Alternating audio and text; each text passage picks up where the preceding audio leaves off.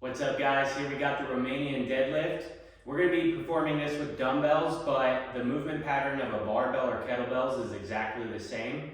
So when you go to do a Romanian deadlift, there's a couple main things that we want to focus on here, and that's to make sure that the hinging is at our hips and that our hips are driving backwards. So when I go through the motion of the Romanian deadlift, the key thing that I want to go and do is I want to engage my core and then push my hips back. So they keep driving back, and you're going to hit a point where you feel the end range of your hamstrings in a really deep stretch.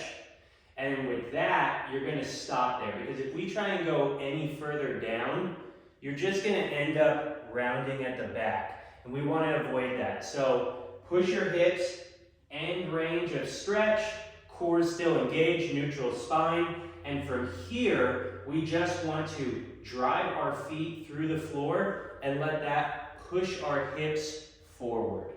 Now, also with our resistance, whether it be a bar, dumbbell, kettlebell, the main thing is that we want to keep the resistance as close to our legs as possible. So when I go to drive my hips back, it's almost as if the resistance, the bar or the dumbbells, are sliding across my shins and my knees. Because if I let them out, you're going to end up on your toes, and you're going to end up overloading your low back. And we want to take that out of the equation. So we want to keep the hips driven back and the resistance close, push our feet through the floor, and drive the hips forward to finish.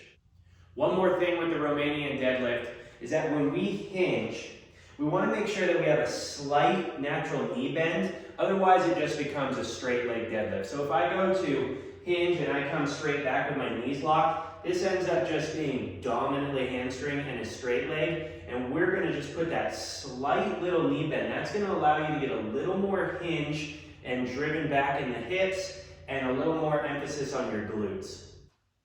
If you're struggling to figure out how to drive your hips backwards, one tool that you could use that will really help is to perform this exercise against a wall or a foam roller, a box, anything like that you have available to you in the gym. For the purpose of this, we're going to use a foam roller. So if I go, I'm going to place my heel against that wall or foam roller, and then I'm going to go ahead and take my other foot and put the heel right in line with the edge of my front of my toe, and then bring that other one even with that foot. So now you're going to have a pretty good gap. And what you want to practice, and you don't even need weight to do this, is just push, push,